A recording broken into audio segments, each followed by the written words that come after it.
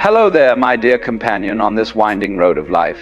Today I would like to extend a special invitation to you. I want to invite you on a walk with me. Not on the dusty, noisy roads outside that you know so well, but on a different kind of path. A path that leads deep into the sanctuary of your own soul. It is a quieter path, one we often neglect when the world is too loud. Before we take our first step, please find yourself a truly comfortable spot. Perhaps settle into that familiar reclining chair out on the porch where the breeze is gentle. Or maybe sit beside a warm window with a cup of tea, feeling the warmth of the ceramic against your palms. Let your body sink into the support beneath you. Now let us arrive here fully. Take a deep breath in through your nose, feeling your chest and belly rise. Hold it for just a moment, suspending time. And breathe out slowly through your mouth, letting all the tension in your shoulders melt away with the air. Once more. Breathe in peace. Breathe out the rush of the day. Do you feel it? A certain stillness is creeping into this space, right here, right now. It is a rare gift in our busy lives. We who have traveled more than half a lifetime are like seasoned wayfarers. We have crossed countless high mountains of ambition and waded through wide rivers of sorrow. We have tasted enough of the sweetness of happiness to know it is fleeting, and enough of the bitter tang of suffering to know we can survive it. Now, when our hair is touched with the frost of time, when our steps have grown a little slower and more deliberate, what is it that our hearts truly crave?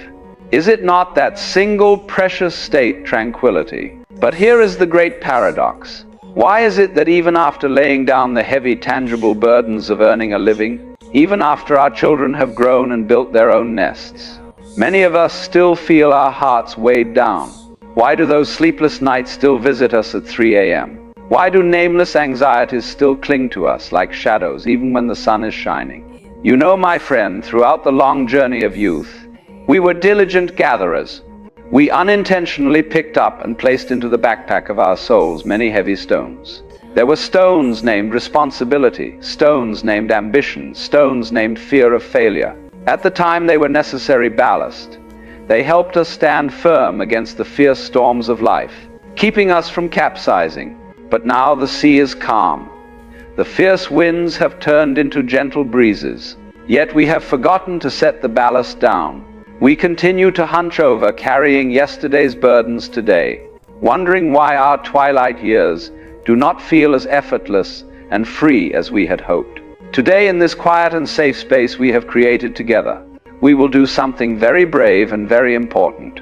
We are going to gently take that backpack off our weary shoulders.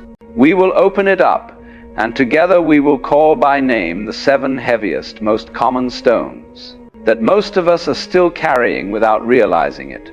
And most importantly, I will share with you not just why to let them go, but how to gently place them by the roadside, with gratitude for their past service, so you may continue the rest of your journey with a light step and a serene heart.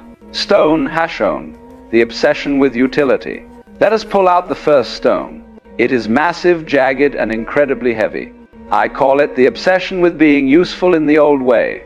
From the moment we entered adulthood, we were programmed with a relentless message.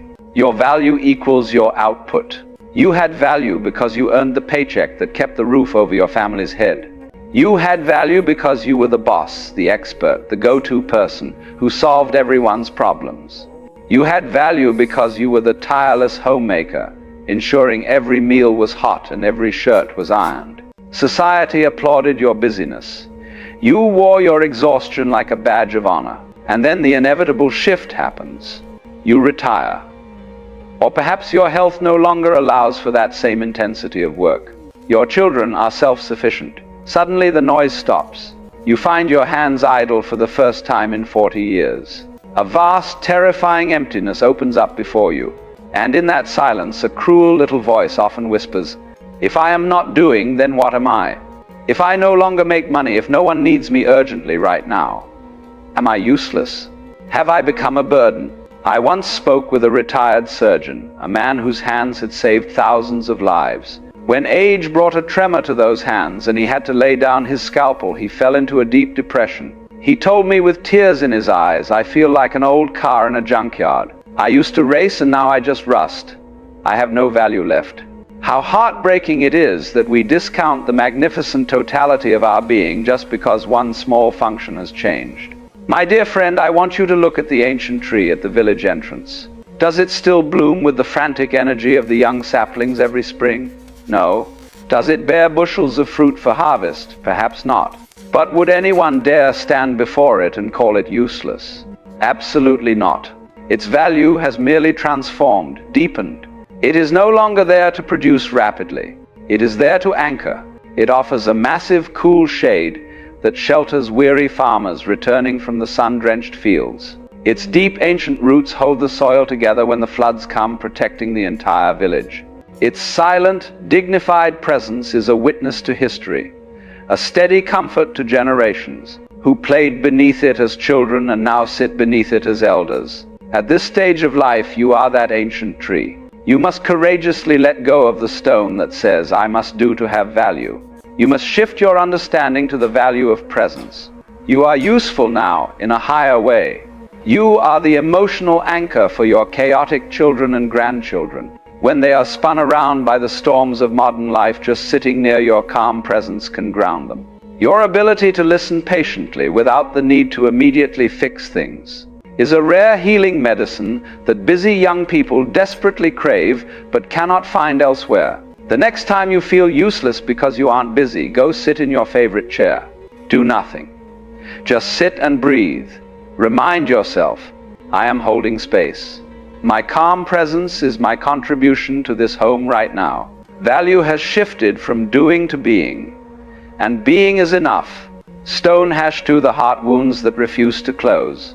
The second stone often lies deep at the bottom of the backpack, covered in layers of time, yet it remains sharp, hot, and radioactive. The hurts, resentments, and angers from the past. We all have them. Perhaps it was a betrayal by a trusted friend 30 years ago that altered your career path. Perhaps it was the harsh, unfair words of a parent that you still hear in your head. Perhaps it is a simmering grudge against a sibling over an old inheritance dispute. We keep these hot coals in the secret pockets of our hearts. Sometimes in the quiet, unguarded moments of old age, we pull them out.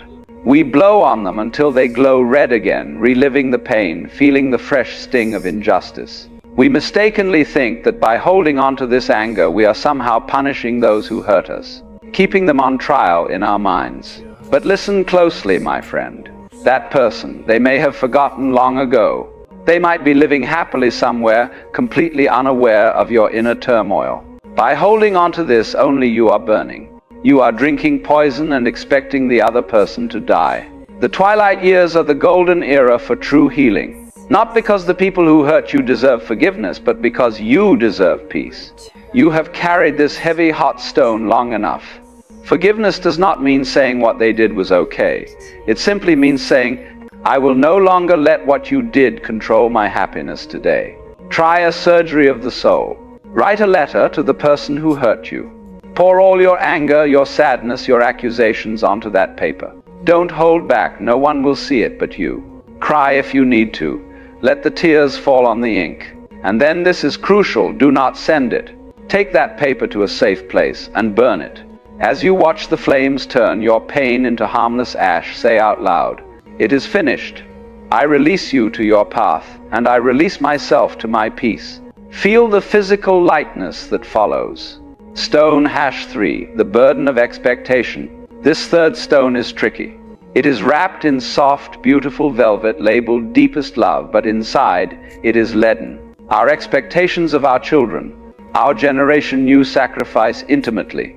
We ate less so they could have more. We wore threadbare clothes so they could have new uniforms. And deep down, often without realizing it, we drafted a silent contract. I sacrificed my life for you. Therefore you will live according to my vision. You will be successful so I can be proud. You will be attentive and fill my loneliness when I am old.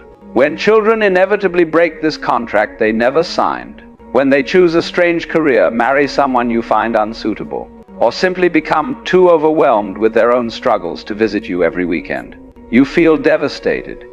You don't just feel disappointed, you feel betrayed. After all I did for them, this stone crushes both you and them. It makes you needy and bitter. It makes them feel guilty and suffocated, often causing them to pull away, even more to protect themselves.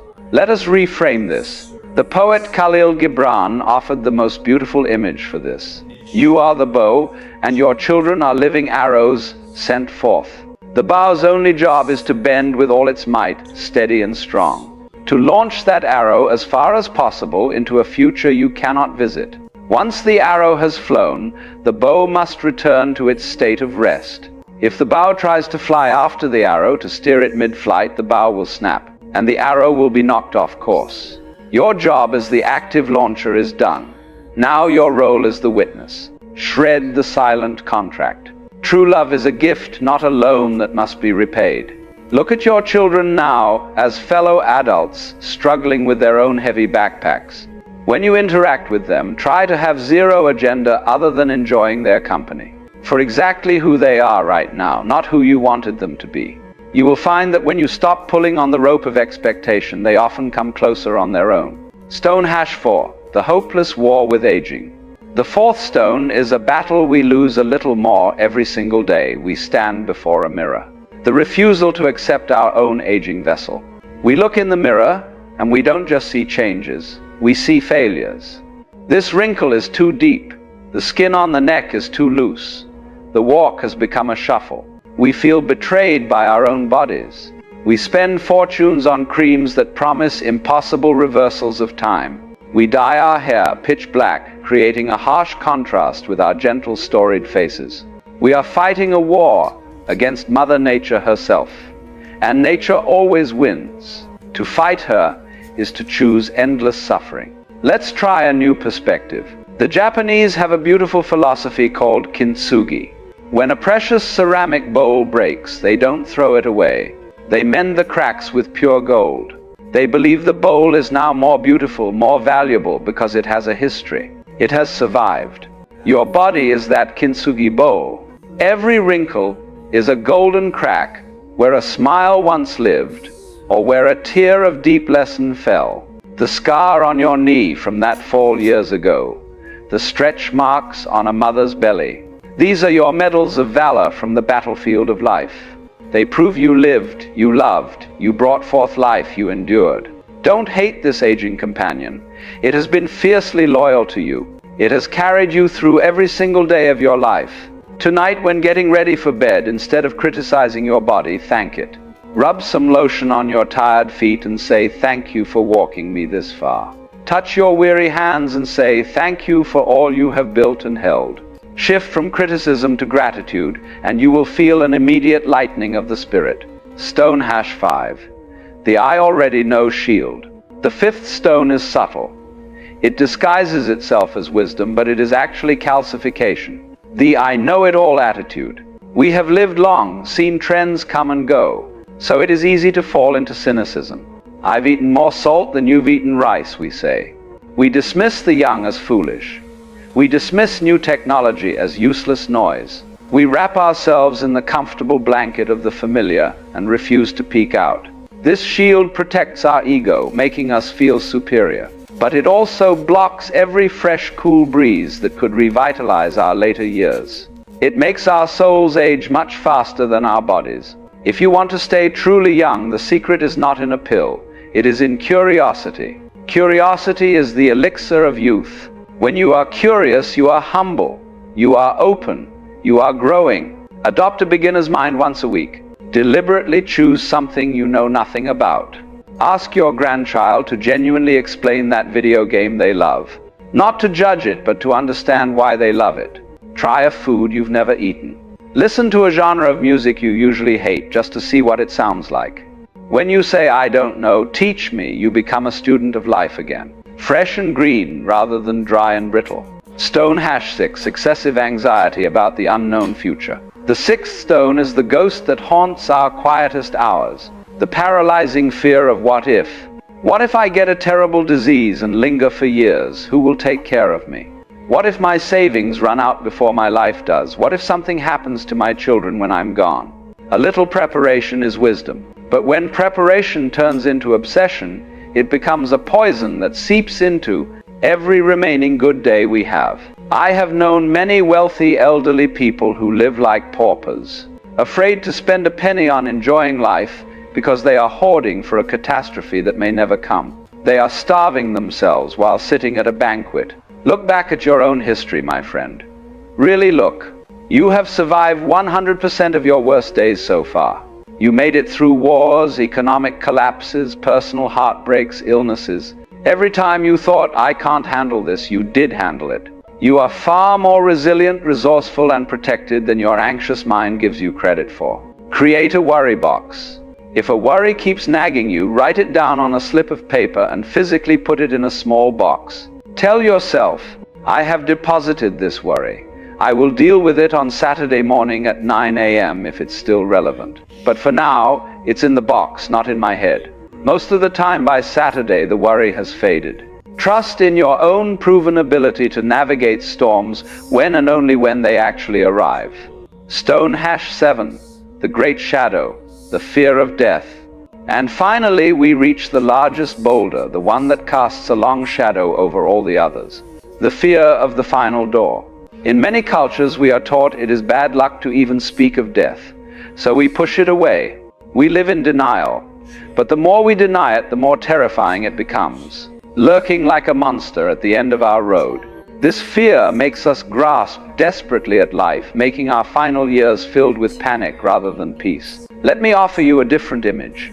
Think of a magnificent river. It began as a tiny, bubbling mountain stream full of energy and clarity. It grew into a roaring, powerful river, navigating fierce rapids and waterfalls. Now, in its final stage, it flows through the broad plains. It is wide, deep, calm, and slow. It nourishes everything along its banks. And where is it going? It is heading toward the ocean. When the river meets the ocean, does it die? Does it disappear into nothingness? No, it becomes the ocean. It is liberated from the narrow, fragile banks of earth that defined it for so long. It merges into something infinitely larger, deeper, and eternal. Death is not an end. It is a great returning. It is the moment your weary spirit is finally allowed to lay down the heavy costume of this aging body and return to the vast wholeness from which it came. If you can begin to view your twilight years not as a slow decay, but as a sacred preparation for this great returning, everything changes. You don't prepare by just buying a burial plot. You prepare by lightening your soul. The best travel documents for this final journey are a light heart, free of heavy grudges, and a spirit full of gratitude. Contemplate your own impermanence gently, like a falling leaf. A leaf doesn't cling desperately to the branch when winter comes. It lets go dancing softly to the ground to nourish the roots for the next spring. It knows its part and the great cycle is complete. Practice saying thank you for the ride you've been on, trusting that whatever comes next is as natural as the sunset following the day. Conclusion: the lightened path. My dear friend, we have sat together a long time today. We have bravely opened the backpack and named the 7 great stones: the need to be useful, old wounds, expectations, fighting reality, the closed mind, anxiety, and the fear of the end. Take a deep breath now. Do you feel it? Just by naming them, just by shining the light of awareness on them, they have already lost a little of their terrifying weight. I know that putting them down completely is not the work of a single afternoon. It is a gentle practice for the rest of your days. Tomorrow morning when you wake up, perhaps ask yourself, today, just for today, which stone will I choose to set down for a while? When you catch yourself worrying, smile and say, that's stone number 6 again. I don't need to carry you today. Old age, if we do this inner work, is truly the most beautiful season of life. It is the season of authentic freedom. You have completed your major duties. You have nothing left to prove to anyone. Now is the time to just be. To be light, to be kind to yourself, to be a calm presence in a frantic world. I wish you, my respected fellow traveler, a journey forward that is lighter with every step. May your remaining miles be filled not with heavy hauling, but with effortless strolling, serene as the white clouds that float freely across the vast blue sky. If these words from my heart have brought a little lightness to yours today, please leave a small mark of our connection. Perhaps gift this video a like. It tells me we are walking this path together. And if you wish to continue these quiet, deep conversations to support each other, in making these golden years truly golden, please press the subscribe button. I will always be here, keeping the tea warm and the space quiet, waiting for our next walk together. Be well. Be at peace, my friend.